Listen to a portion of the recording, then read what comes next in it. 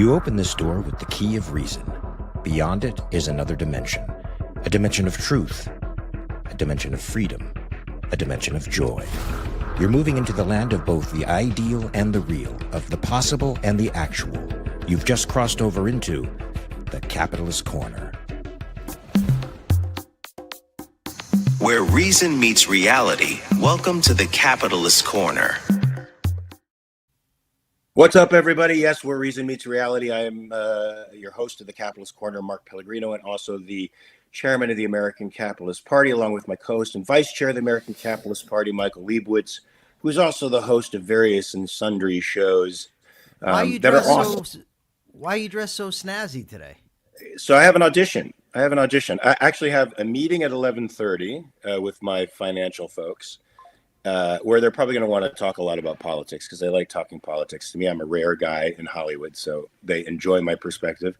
And then after that, I have to do an audition for a show where I'm playing a lawyer, All right. a good lawyer. A I've good done that one? before. Is there such a thing? There is actually. Remember to tell them, look, we need you to like, we need you to share, we need you to subscribe, we need you to comment on YouTube, we need super chats, we need super stickers, we need it all. And tomorrow, by the way, at this time, 12 p.m., the Rumble in the Jungle, I will be debating Professor Andrew Bernstein on the proposition Donald Trump is a flawed hero. He will be taking the affirmative. I will be taking the negative. And I won't be arguing that he's not flawed. So wait, now is this going to happen towards the tail end of our show? Or is it going to happen at the beginning of the show? This is the whole show. No. It's the show. Now Okay. it's going to be a. Now I would like Mark to still be here if he can, bless us with his presence, of course. But Andy wanted 45 minutes in an opening statement, and I said no, not this way. That is a preposterous opening statement, I have to say. But I gave him a half hour. He can have a half hour opening statement. So, look, we got $10 from Jenna Kleem. Thank you so much, Jenna. Jenna, She you're says, awesome. Here you are. Yes, Thank you we so- were. All right. So I sent you an abundance of things this morning. You want to dive in? You can address whichever one you want first. I don't care. Well, you suggested an order, which I think is good because I think it goes along with. I what did. we're- That's right. I forgot I did that. So yes. Yeah. Why don't we talk about the war first, since that seems to be the topic that of du jour. It's on everybody's mind, of course. We have a president now who is telling us quite publicly that we're almost out of this. We're almost done. And Yes. because there's nothing left to bomb, Michael. There's nothing left to bomb. Just little things here and there, this and that. This is a quote from his press secretary. When President Trump says that Iran is in a place of unconditional surrender, he's not claiming the Iranian regime is going to come out and say that themselves. What the president means is that Iran's threats will no longer be backed by ballistic missile arsenals that protects them from building a nuclear bomb in their country. I don't know. Words mean things. But evidently unconditional surrender does not mean unconditional surrender. It means whatever Donald Trump is going to say it means. More evidence that this guy is not to be trusted to execute a war. I mean, I'm wondering what the pro-Trump folks and even the folks, my pro-Israel friends who have been really hankering for this war and really decided to throw in all of their cards for Trump are thinking right now, Michael, because we warned them from the very beginning that Trump was not their friend, that he was capricious, whimsical, and was likely to change his mind midstream. And he certainly has. He certainly set a bar at a certain level from the very beginning of the conflict, and he's been lowering it ever since. He feels like this is possibly a quagmire that he really can't get himself out of. So he's been changing the narrative throughout. Have you found that, or is this just me? No, is this just me? He has actually said that he could just stop right now because, it's already won. He's all over the place. Then his people end up doing backflips as normal to try to defend the things that he says. Of course, him saying that he's not going to force an unconditional surrender is no more valid to me than him saying he is gonna. We don't know what the hell he's going to do because he lies so goddamn much. But, the thing is this, Mark. I my entire life have thrived on I told you so's, right? But I don't want my country to lose a war. I don't want my country to be at risk. My whole opposition is based on my analysis on what is best for my country. So, if we're going to go to war in Iran, they should do it right. You win the goddamn war.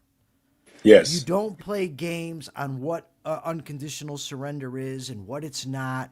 You win the war. You eliminate them as a threat. That's it.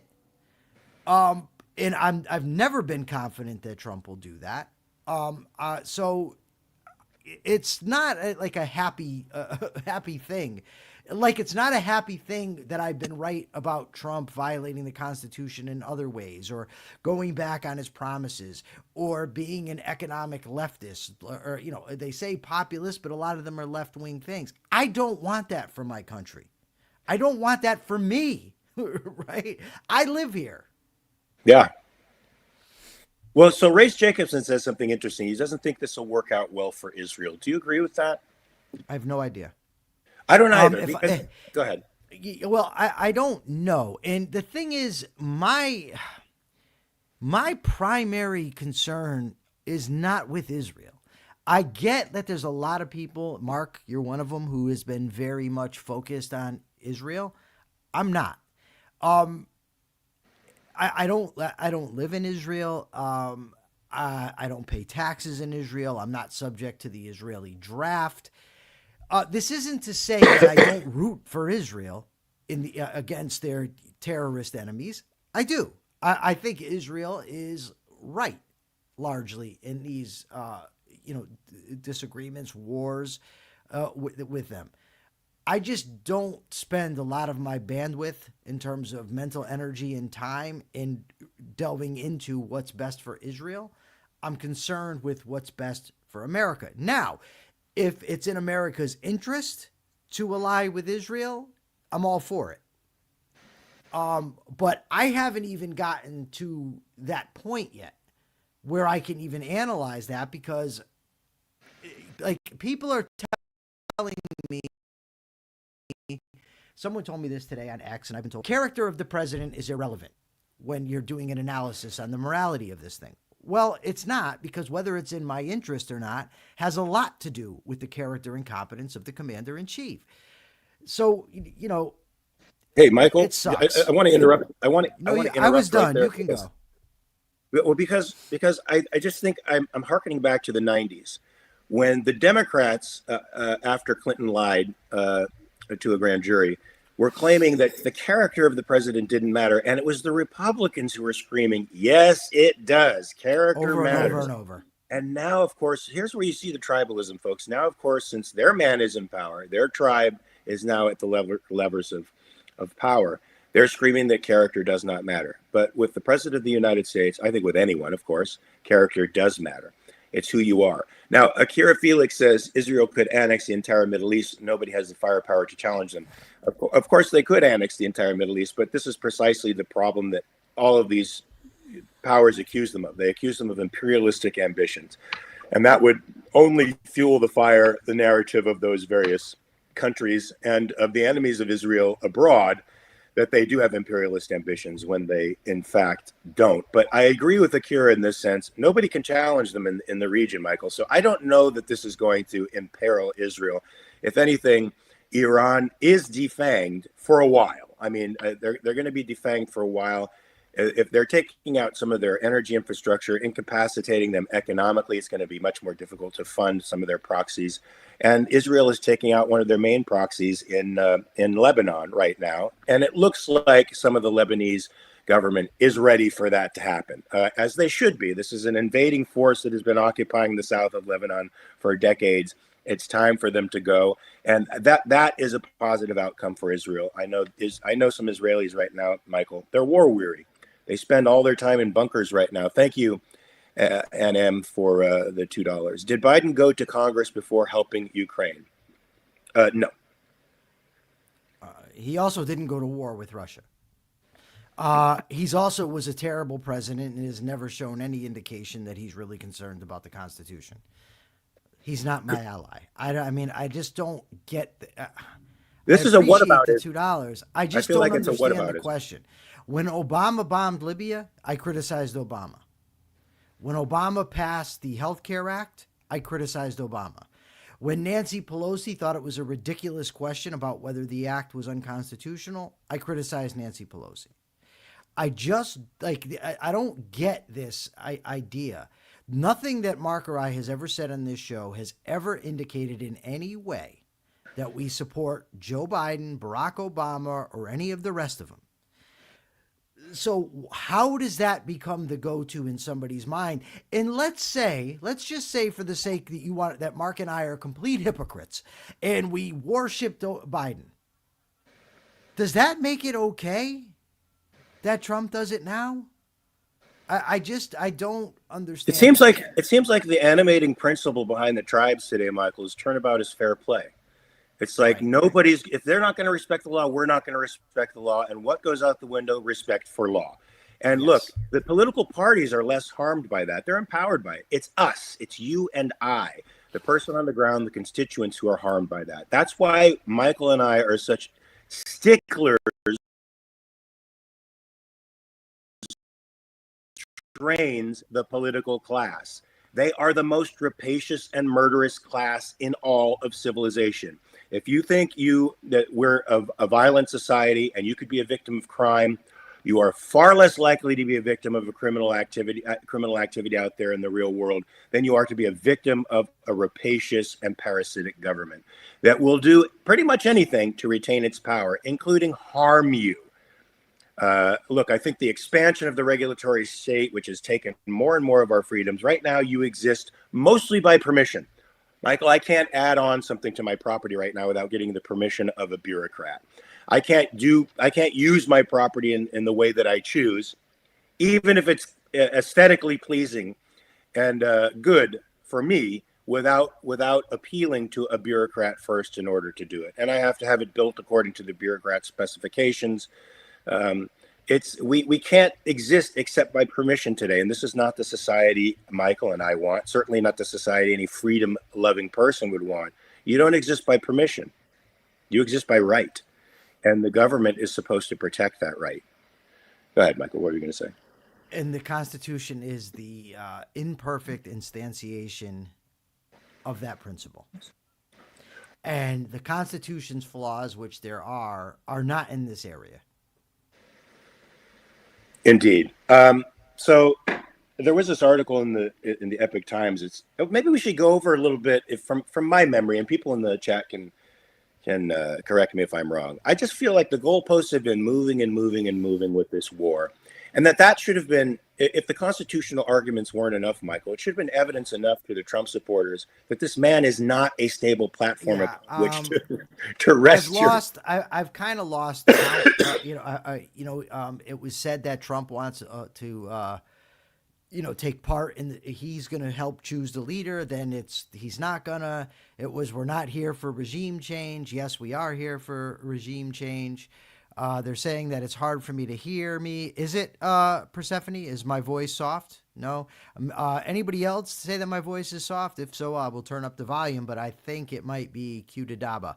I think it might be your system. Let me do a quick, both are okay. Okay. I'm not going to go screwing around with things then.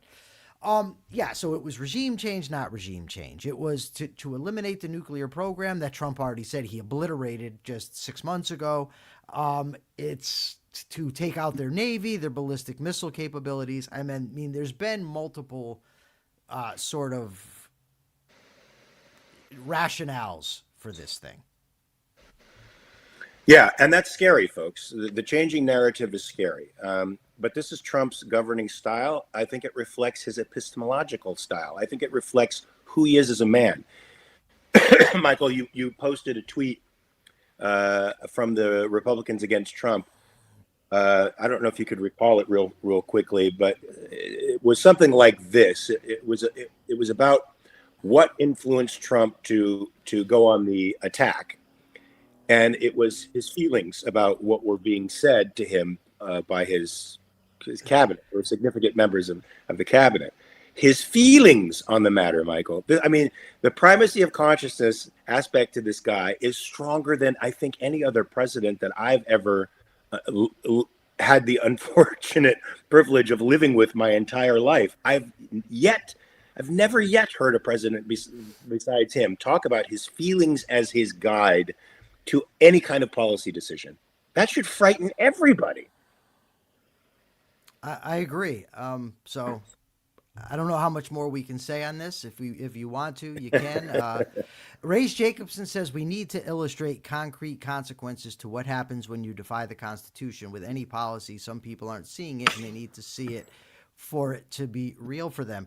$40 trillion national debt. Yeah. $40 trillion national debt. I mean, the very idea that you can't work on your own property or develop your property without the permission of a fucking either a state bureaucrat or a federal bureaucrat. I mean, look, my old jiu-jitsu coach, Michael, Marcus Vinicius, great guy. He took over ownership of the Beverly Hills Jiu-Jitsu Academy, famous Jiu-Jitsu Academy. And when he took it over again, the various regulatory organizations came down on him, and he was forced to build things within the building that were completely unnecessary. He had to build disabled persons access to the building, disabled persons showers, disabled persons access to the locker rooms and showers. Now, Michael, this is jiu-jitsu. Okay, a disabled person is not going to be practicing jiu-jitsu. A paraplegic or quadriplegic, somebody wheelchair bound, is not going to be practicing jiu-jitsu. But it tacked on about $20,000 to this guy's construction costs and literally broke him. He lost the business. Somebody who had the capital took over the business for him, and he essentially manages now. So completely broken by bureaucratic red tape, folks, which is the story of California. Kara Felix said they don't understand that amount of debt, Michael. That's the problem. Well, this is part of the problem. Right, is people see rising healthcare costs and don't understand how that's connected to the government manipulation of the money supply, how it's connected to Medicare, Medicaid, how it's connected to Social Security, and an abundance of rules and regulations that shouldn't be there, which is why, by the way, I think it's important to learn economics so that you can understand these things. But there's something deeper, I think, even than that. And I think that most people... I don't say most people. A lot of people don't care if somebody else's liberty is infringed. For instance, the war on drugs, in addition to being a massive failure, is an assault on individual rights and likely unconstitutional. Most people don't want to shoot heroin, so they just don't give a damn. What difference does it make? This is a bad thing. Of course it should be outlawed. Most people wanted to drink, or a lot of people wanted to drink. So prohibition ultimately failed. Prohibition of alcohol wasn't any more, and they got that wasn't unconstitutional because they actually got an amendment for it. But that wasn't any more unjust than the war on drugs, right? But people cared about it. People don't care about the war on drugs. People don't generally care when trillion-dollar companies or billion-dollar, even million-dollar companies are taxed because they don't understand how it affects them. It's somebody else. What do they? In fact, the political class is getting capital from claiming that it's good to tax these folks. And people, look, we live in a culture of envy nowadays where people don't understand how wealth is accumulated. They assume the Marxist presumption that wealth is concentrated in the 1% of the people who own the capital, and everybody else is slowly starving to death. And it's the intention of the capitalist to strangle the working class until it submits to this kind of slavery. That's simply not the case, folks. It's simply not the case. But Michael, if people understood that by reading books on economics. Right. So, I don't know, if you point out the people that I think you're talking about, race, they already knew the problems with violating the Constitution. They were speaking about it 3 weeks ago when it was deploying ICE on the streets, masked agents in unmarked vehicles. They got it. They understood that. They understood it when people were being deported without due process. Many of the same people who were okaying this criticized that, not just for the injustice, but because it was unlawful. They were upset about Trump's tariffs. They cheered when they were found to be unconstitutional. When Mark and I were on here talking about how Trump's invasion or bombing, I guess it's an invasion, you took their leader out of Venezuela, nobody criticized Mark and I. Nobody said, Mark, you guys are being idealistic. Nobody said, hey, you guys are treating the Constitution like a Bible. They didn't do it when we made the claims about immigration either. None of these folks did. So they understood it. They got it when we said hitting these drug boats is unconstitutional. No one said to us, hey, you got to go by objectivist principles and don't pay attention to the Constitution. Nobody said, oh, there's no time for that. So a lot of them seem to understand. At least they understood. So I don't know how to make the consequences any more clear. And plus you have the fact, and here they're right, of course, that president after president has violated the Constitution. I don't understand, though. My psychology, my epistemology doesn't get me to allow to say, okay, well, since it's been done, screw it. My epistemology says fight even harder because we've got a hell of a battle in front of us if we're ever to get back to being a constitutional republic. Race. No, I didn't know. I know Race never said we treated it like a Bible. I wasn't implying he did. Yeah, Race wouldn't say anything like that. Race clarified that. So on March 2026 in New York City, there was a protest, anti-Muslim protest, I guess, outside of Gracie Mansion in New York, where, of course, I would clarify a little bit. It was an Islamic terrorist protest. It wasn't protesting the religion. Islamic, yes, Islamicists. So it's okay. Against. I just want to make sure the Islamists. I don't want to be. I only say that because it's been characterized that way in the media as opposed to Islamicists. All right. Which I am thoroughly against Islamicism, folks. Whatever religion you have is, of course, we believe in a I'm against Christian nationalism too, by the way. Look, I'm against religion, period. I'm an equal opportunity religion disliker. But I mean, however, we believe that your conscience is your own. Yes, I will say this. Let me say this. Islamicists are actually launching bombs and, terrorist attacks. The Christian nationalists, as far as I know, are not. So far as we know, and certainly two young Islamicists, Amir Bolat and Abraham Kayumi, 18 and 19 respectively, threw a couple of improvised explosive devices into the crowd. They didn't blow up. They were captured. But there was a little bit of confusion, Michael, with respect to the way this was reported. Now, you sent me a CNN report that I don't think was a deliberate misinterpretation of facts. They sort of made the attacks. They wrote about them in the passive tense, so it's really difficult to tell who did the attacks and who. Do you have the quote? I do. From I'll CNN. Yeah, but Michael, I wanted to say that it feels to me like it was less an attempt to obfuscate the facts and more just bad writing. It won't come up on my thing, so you'll have to call it up. It felt like as somebody was trying to be dramatic and trying to set a stage and make the journalism a narrative that people would be interested in, as opposed to simply obfuscating facts. I think it was just bad writing. That's my opinion. I was more confused by Mamdani's press conference because it seemed from the press that right wingers committed the attempted atrocity. Go ahead. Okay, so this is the quote from CNN. 2 Pennsylvania teenagers crossed into New York City Saturday morning for what could have been a normal day enjoying the city during abnormally warm weather. But in less than an hour, their lives would drastically change as the pair would be arrested for throwing homemade bombs during an anti-Muslim protest outside of Mayor Zoran Mamdani's home. Yeah. It sounds like they were just out for a leisurely walk when all of a sudden they were apprehended.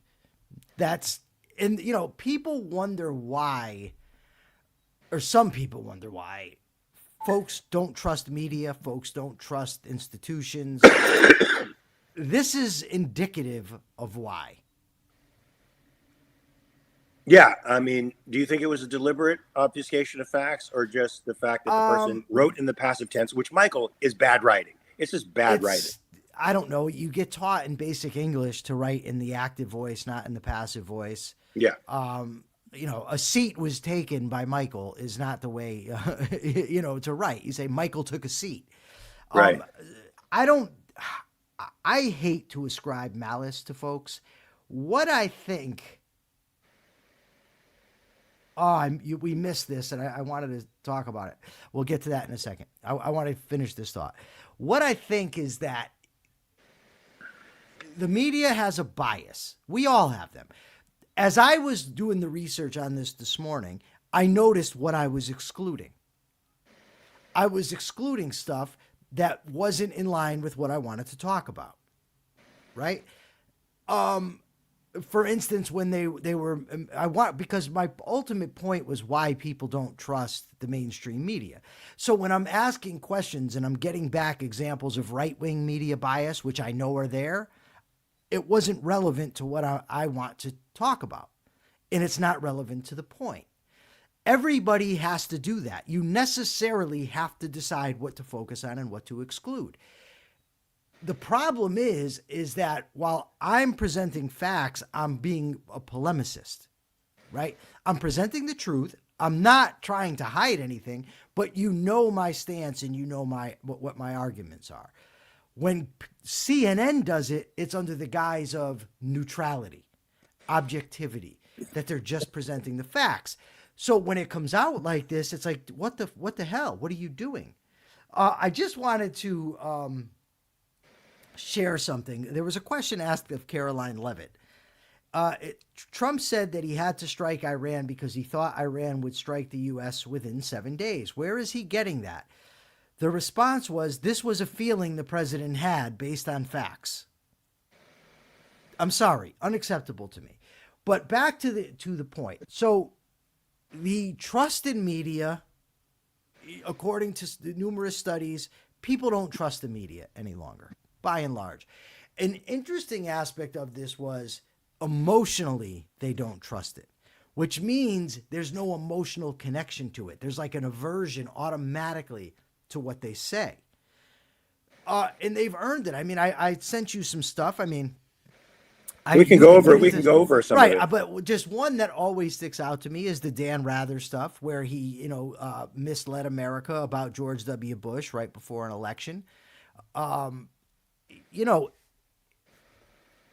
It's there, but the solution is not to turn to Dave Smith as your source of information, right? So yeah, go ahead. Let's go through some of these. So these are some of the mainstream media errors over the last 40 years.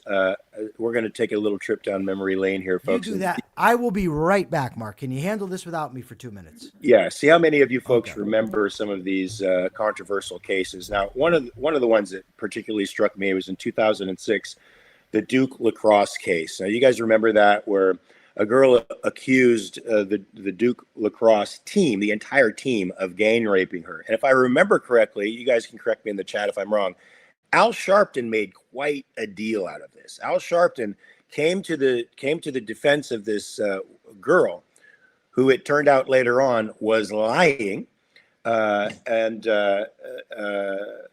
even though the reports framed the case around a white Republican-leaning group of kids who just attacked this young defenseless black girl, all the charges were dropped after this was exposed for what it was, and the players were declared innocent. But they were dragged through the media pretty intensely, and it seemed like their lives were ruined. Now, what happened to the person primarily responsible for this, in my view, the Al Sharpton, who was he's a race huckster, in my view. He's not a real civil rights activist.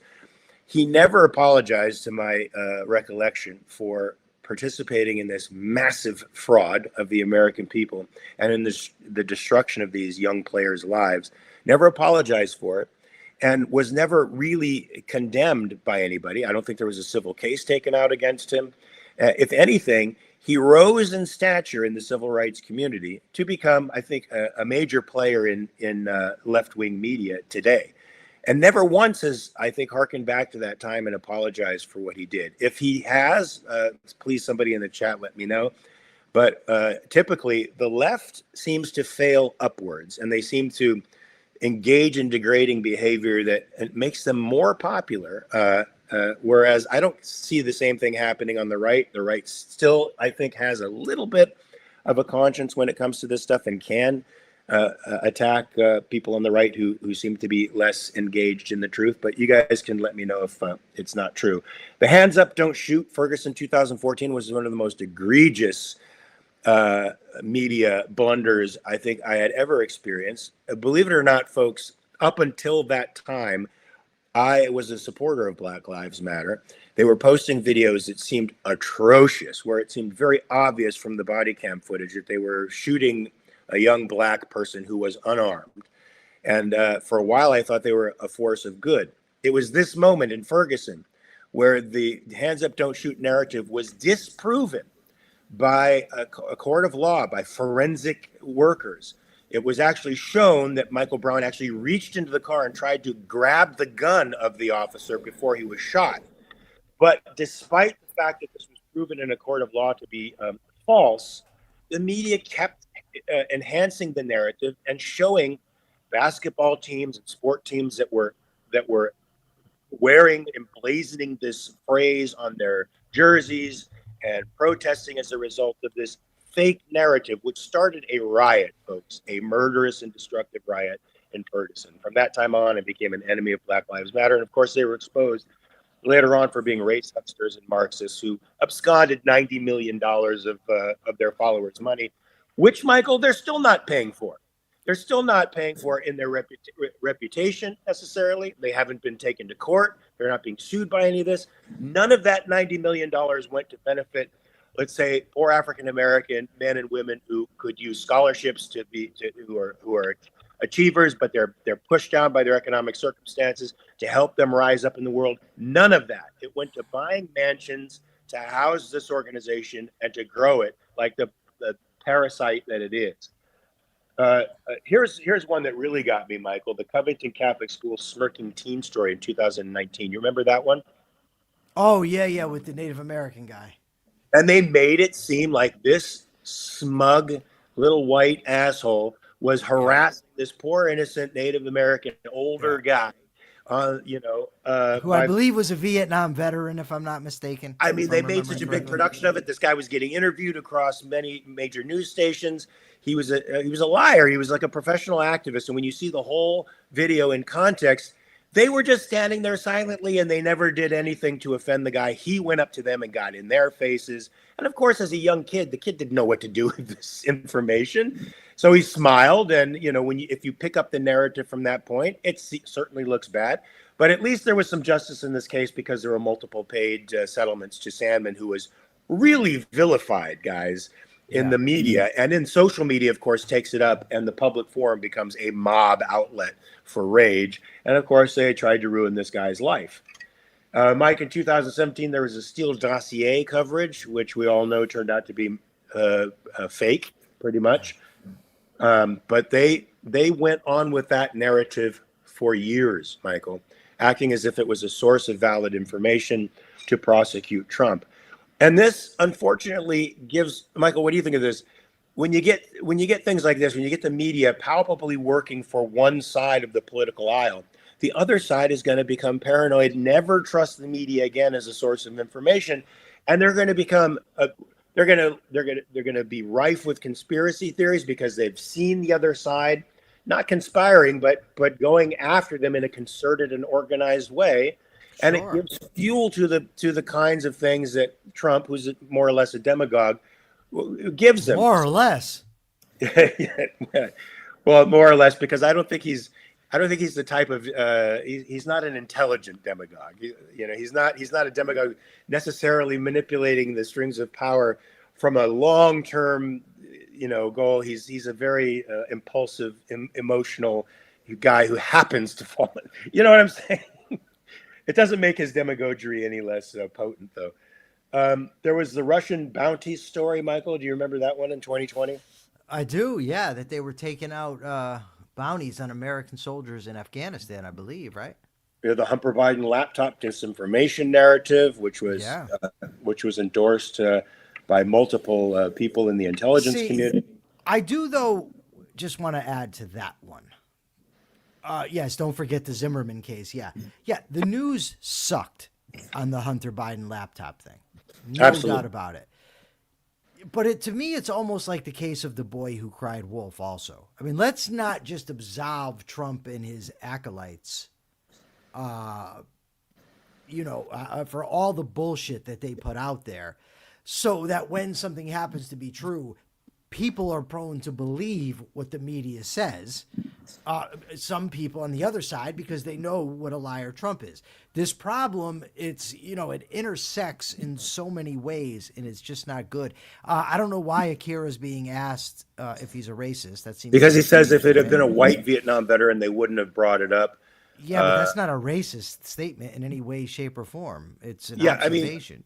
I mean, Jeanette, it's not hard to make that presumption given the fact that whenever there's a white perpetrator of a crime, they do mention his race. And now when there's a black perpetrator of the crime, they do not. And it shows that there is some kind of social consciousness going on within the media where they're attempting to avoid touchy subjects like that. I also don't think Akira's a white guy either. I don't. I'm sure he's not.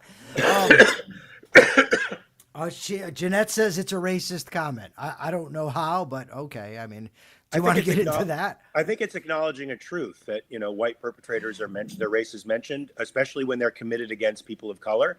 And when a perpetrator is black, particularly against people who are white, this is not mentioned. Let's even say that it's questionable that the statement is accurate. Let's just say it's speculation. It's still not racist. It's still not assuming that one's race is superior to other races. It's not putting down anybody of any race. It's not elevating any particular race. It's really a criticism of race hustlers who make a living out of promoting that stuff. Indeed.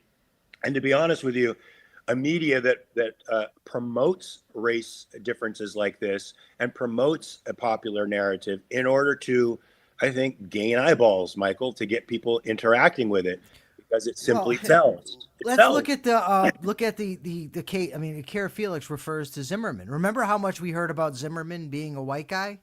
He was Hispanic and white, but the focus was on his whiteness. I mean, that does happen. To deny it as happening, I don't know. I think in this case, Jeanette, the racists are the people in the media who are too afraid to acknowledge who's committing a crime when it's a person of color. I mean, because it hits a narrative that they think is racially charged and they don't want to engage in that. But they're perfectly fine with engaging in the popular narrative amongst the left, which is whites are primarily committing crimes against people of color, which is untrue. It's simply untrue. So I think that the media should mention the race of the person for this simple reason, because it makes the population more informed, because they will become the people who help capture this person. And the more information they have on the suspect, the better for them all. And to avoid, that particular characteristic because they think it's racially charged is racist, in my opinion.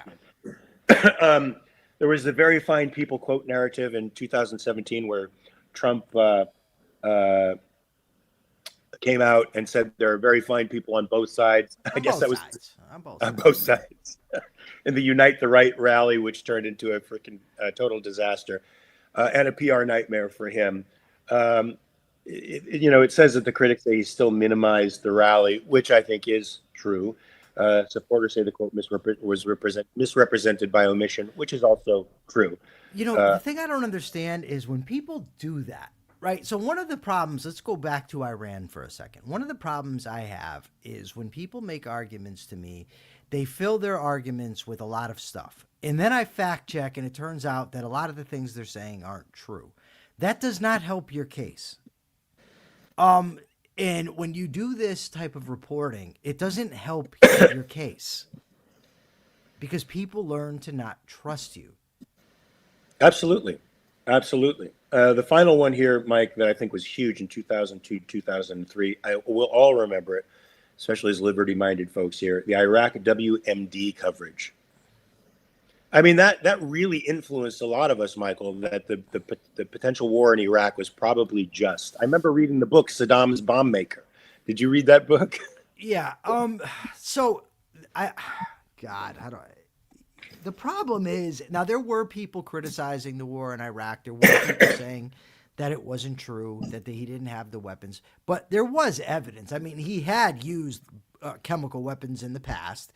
He had tried to get a weapon, and there was evidence that he actually thought he was on his way to getting a weapon. It wasn't.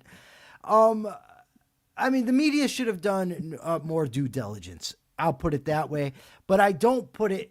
That's a very fluid situation where a lot of things are very secretive. It's not the same and not as easy to find out as, for instance, the hands up, don't shoot, or the people on both sides, or the Hunter laptop situation. And those myths, Michael, still affect people to this day. I mean, there are still people to this day who think Michael Brown put his hands up and said, "Don't shoot." Yes. Despite the forensic evidence. Literally, folks, forensic evidence.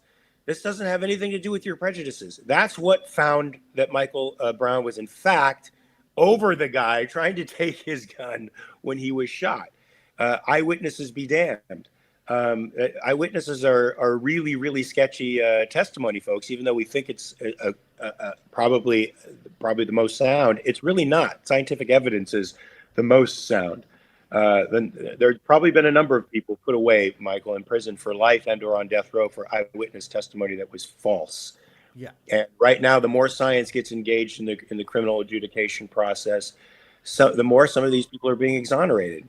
And the more science we have in the criminal justice system, the better. Are the cops coming at your place, or because it doesn't seem like it's here? It was outside here. Are they coming for you? Probably, yeah. They heard you shaved your mustache and they want. I'm getting swatted. Folks, remember to like and subscribe to this station. And remember to, if you can, send super chats and super stickers. That increases our algorithm. It makes the exchanges which the algorithm likes. So please do that. Like and subscribe on YouTube. Share across multimedia platforms. Yes, dear? Oh, what happened? It increases our algorithm. That's all. Okay, so I said it wrong. Do super chats and super stickers help with the algorithm? I didn't think so. Don't? I saw her making the face, and I just figured I'd bring her up to tell you. It's not engagement that helps with the algorithm? No, not really. shares, those ones. Shares, views, comments on content on YouTube. Comments on YouTube. Okay, that helps. Great. The super chats and super stickers help with my taxes. Okay, Michael. So there's an article here that I could not access, and so I want you to talk about it because I love it. Boy. Sorry. I love the title of it. And I want to know what the big lie is. It says "Behind the Curtain: The Big Lie Warping America," and I tried to access it, and it wouldn't let me access it. It's from Axios, folks. Hold on, let me see. Let me get in here and find this. Yes, Race Jacobson is right. You need a pill to increase your algorithm, or an implant, one of the two. Okay, so the big lie ultimately is about how divided Americans are, and the point that was made in this Axios article is simply that if you're going by social media to judge how divided the country is, you are making a huge mistake. And I'll just give you some, and some what they say is, totally correct. That you leave your house, you go out, you aren't arguing with people.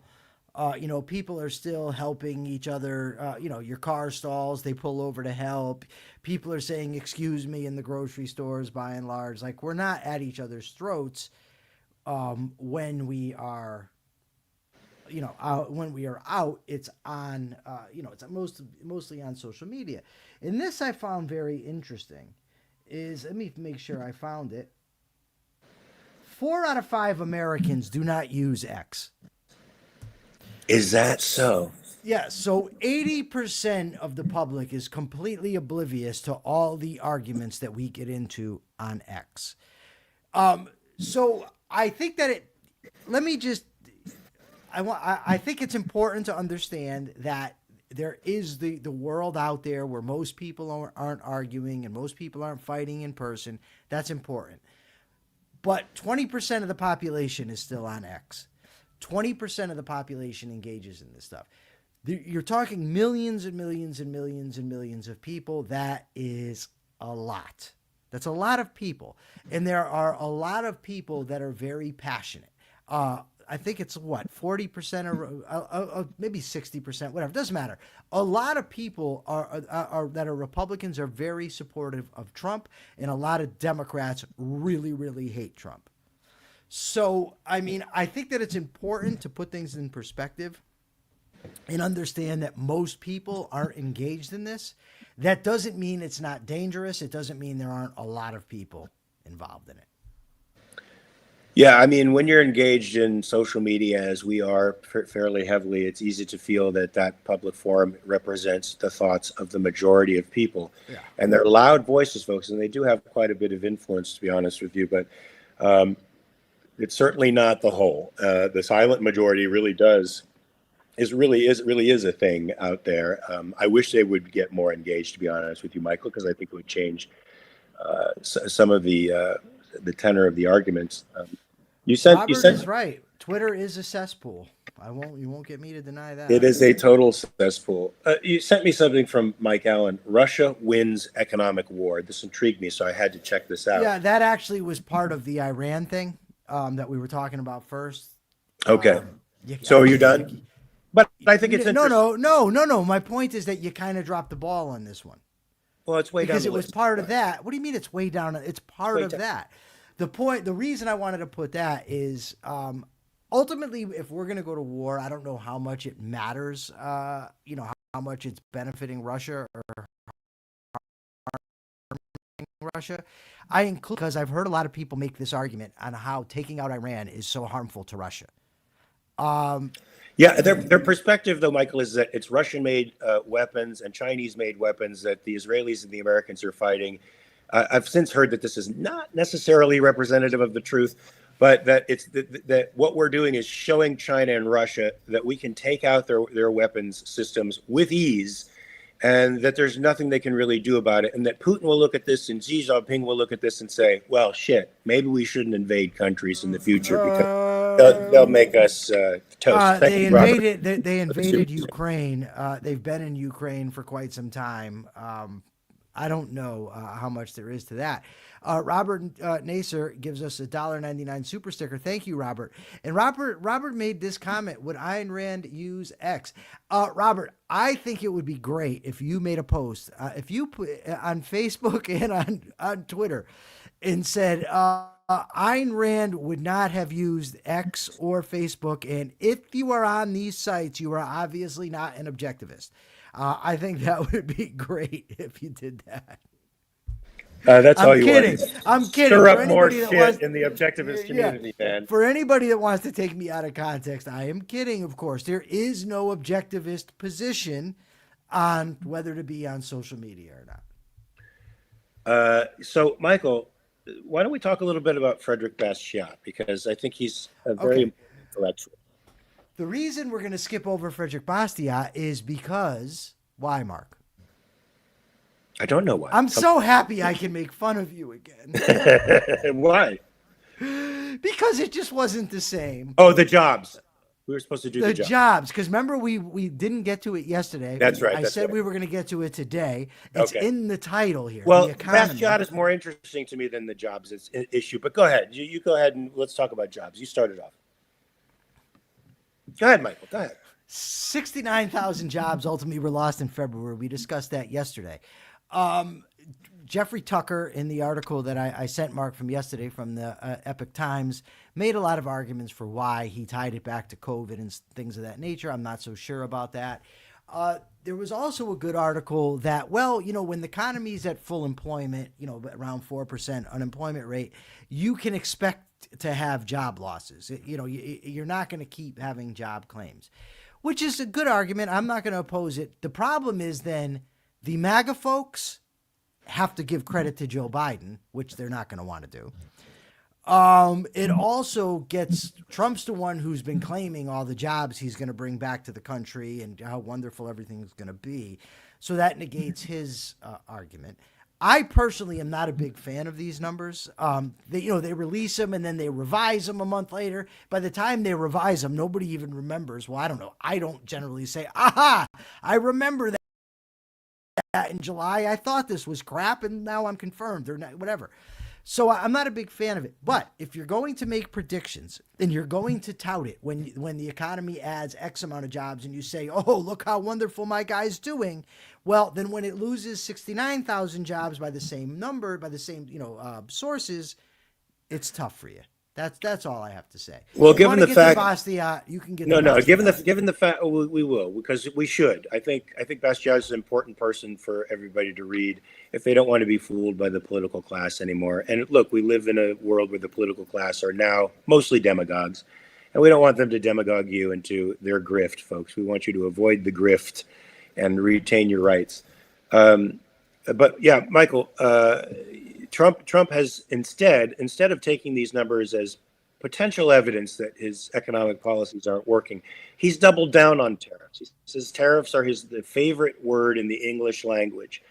That is not a man he's not using any of the evidence to make him second guess his policies. He's doubling down on those policies. He's convinced for some reason that taxing the American people through tariffs is somehow going to make us more wealthy.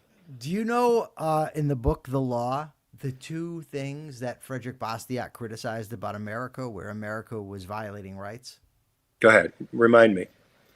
Slavery and tariffs. Guess which one we still have? Yes, indeed. We have involuntary servitude for sure, too. And we've added a lot more. Yes, we have. Time. Yes, we have. But let's conclude the next 5 minutes or so with a little bit of talk about Bastiat, because okay, you go ahead and give a little. Well, no. And by the way, let me just say, look, for everybody here, you're doing the capitalist thought of the day today. I've been doing it forever. You're not. I have a debate tomorrow with Andy that I have to do. It's only fair. You know what you do very well, by the way, when you do accents or you pronounce people's names in like foreign languages, you are very good at that. Oh, thank you. Yeah. So, I used to tell people, Michael, ages ago that they should read Thomas Sowell's Basic Economics or Hazlitt's book and Economics in One Lesson, and they wouldn't be fooled by the demagogues out there. But I think a guy they should really read is Bastiat, because this guy, he wrote in the 19th century, but his writing is so contemporary. It's so accessible to anybody today, in part because he was, I think, a fan of Benjamin Franklin, and Benjamin Franklin had a great writing style, very down-to-earth, very economical, and humorous at the same time. And he emulated that style of Poor Richard's Almanac that he liked so much in his own writing. And Michael, what books from Bastiat would you recommend for people to read? Certainly The Law is something that they should read. He also wrote Economic Sophisms. I forgot the other one. Political Economy, I think might be the name of it. The Law. I've read The Law, 100 times. But I read one of his other books, one of the economics books, and I've read a lot of his writings. I unfortunately don't remember, and I don't have my list of books in front of me that I've read, but he's good. Wait, keep talking. What do you mean keep talking? At least when I got up, I said I had to get up. You just go. Keep talking. I said, hold on, I'll be right back. Of Kira Felix, it almost reads like moral arguments. Well, his book, The Law, it is moral arguments. The problem is he doesn't tie his theory of rights to a broader economic theory. He just assumes that, for instance, theft is wrong and violence against people is wrong. What's that one, Mark?